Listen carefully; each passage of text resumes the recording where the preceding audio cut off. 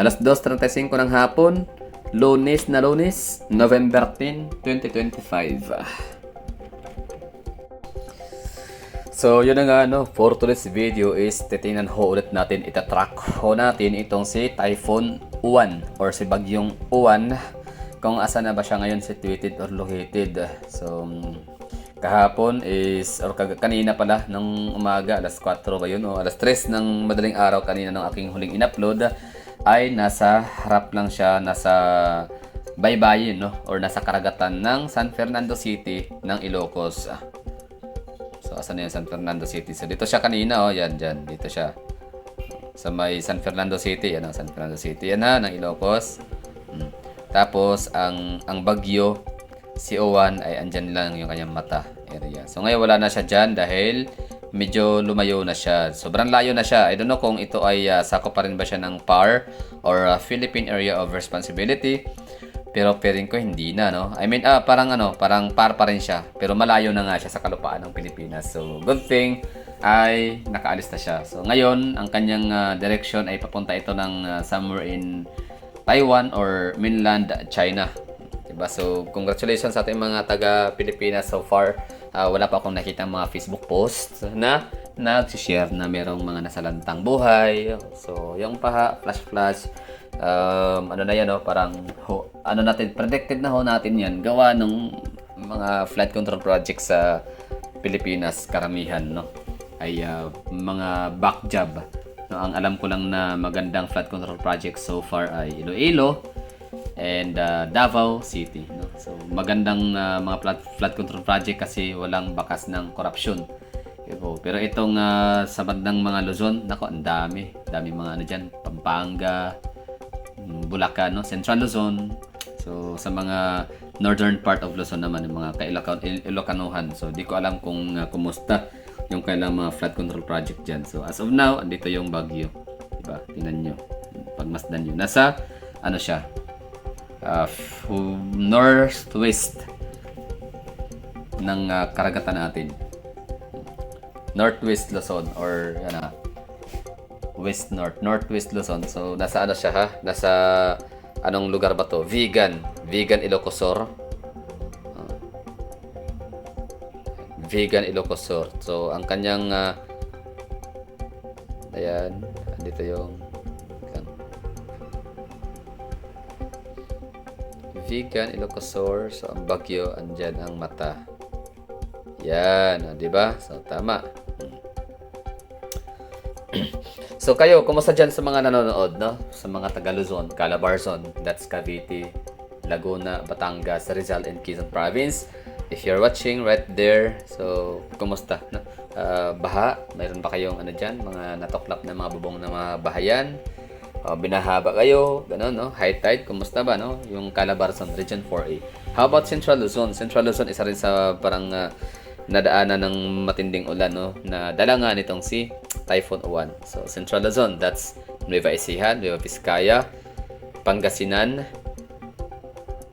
Pampanga, and Bulacan. Tama ba? So, Central Luzon. Kumusta naman ang mga taga-NCR? Of course, kayo dyan mga taga-Kamaynilaan, taga-Imperial Manila. Kumusta ho kayo dyan? Lugar ng mga kurakot, Dyan yung, yung tawag nito. Dyan nakatayo ang Crocodile Farm. Yung House of Congress, Kung si si Kiko Barsaga pa, sabi niya, welcome back ulit sa Crocodile Farm, kung saan makikita si Martin Romualdez, Sandro Marcos. So kumusta kayo dyan, mga taga Mega Manila, Imperial Manila. So sana ay okay lang ho kayo dyan. Ito yung Kamaynilaan. Ang liit lang kasi ng lugar nila. Paranaque, Muntinlupa, Paranaque, Taguig, Makati, San Juan, Quezon, Navotas, Valenzuela, Pasig, mga ganun, Marikina, Mandaluyong, Caloocan, Malabon, Quezon City. Kumusta kayo dyan, Meron ba kayong dyan? Mga patiros pala, Baka magtampo yung iba, hindi ko nabanggit, So, kumusta kayo dyan, Sana ay hindi kayo nagka-leptospirosis dyan. Dami kasing mga daga, ipis, ipot ng tao, aso, pusa, lahat na lang ng mga kadugyutan, no? Andyan sa Maynila, marami. Kasi nga, hindi uso ang disiplina dyan ng mga tao. Except Marikina, of course. Commendable ang Marikina. Grabe yung kailang tawag nito. Disiplina.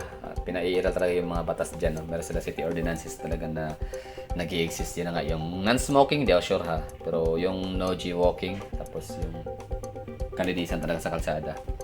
Yan. Isa yan sa mga topmost priority ng Marikina City. So, yun ang ano natin, latest update. Okay? So, sa mga nagtatanong ho dyan, ano na kaya ang lagay ng bagyo sa mga taga Visayas and Mindanao, no? Gawa nung ano na tayo, meron na tayong nakikitang sinag ng araw, sumisikat na si Haring Araw sa kalangitan ho natin. So, syempre, our curiosity still andyan pa rin kung kumusta kaya ang sa Luzon area, no? Kung meron pa bang ulan doon, may bagyo pa ba?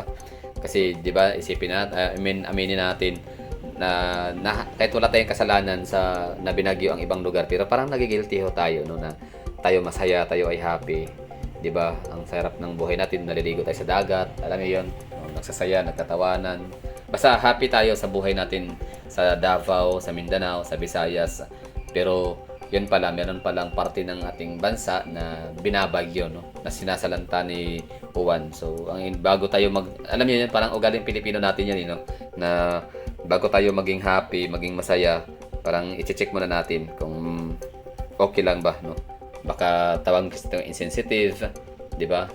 Mga walang pakialam, walang mga pakiramdam, nagbubunti kayo, nagsasaya, natutuwa kayo dyan, tapos hindi nyo alam na kami rito namamatay na, yung mga ganun, di ba?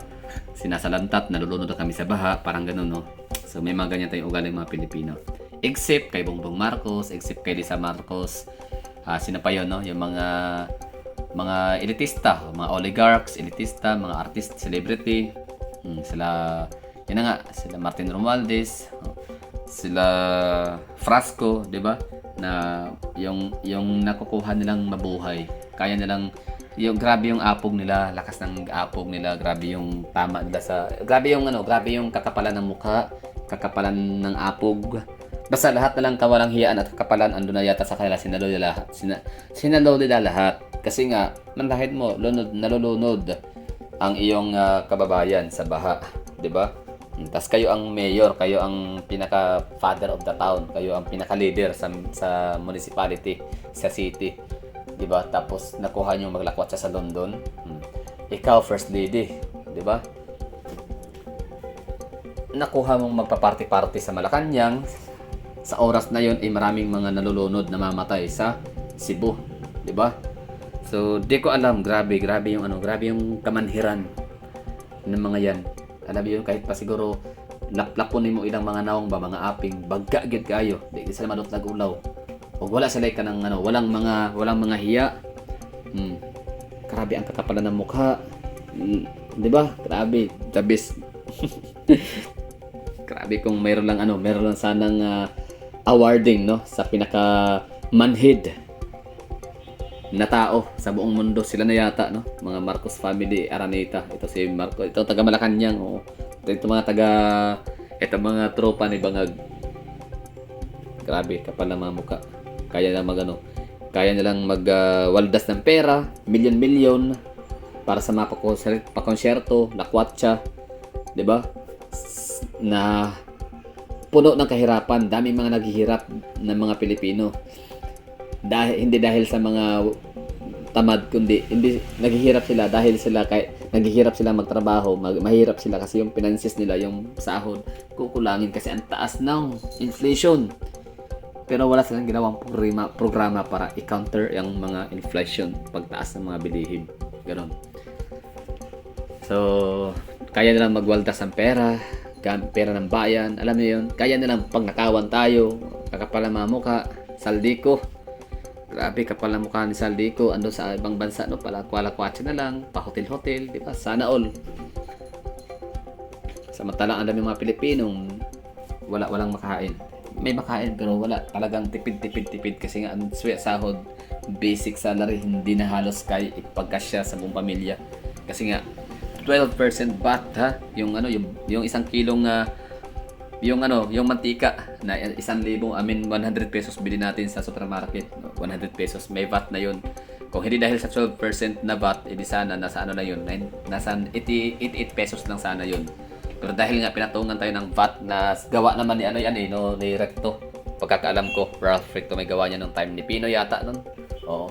So, yun, nadagdagan ng 12% yung VAT, value added tax sa mga binibili natin. Nako. Tapos ngayon, dadagdagan pa ng VAT. Oh, tapos ito pang, di ba? Basta, ayoko na. Sarap ko pag pinag-usapan politics. Basta yun lang ang update natin ha. Ang bagyong Uwan ay nasa ano na siya, nasa karagatan na siya ng Ilocos Sur. In particular sa may Vigan City. Vigan, Ilocos Sur. Ilang ano ba to? Nasa mga, estimated ko to nasa mga 200 nautical miles. Oh, yan nga lang, gumagit ang nautical miles pero hindi ko alam sa kilometer, no? So baka na ano to, estimate ko na lang, no? Ilang kilometer distance ba to? Aha, Davao to Butuan. So siguro nasa mga ano, nasa mga 300 kilometers away from Vigan City, mainland. O nga pala, ang oras ay alas 2 ha. Alas 2:35 pala. Dated today ay November 10. Alas 2:35 ng hapon, Lunes na Lunes, November 10, 2025.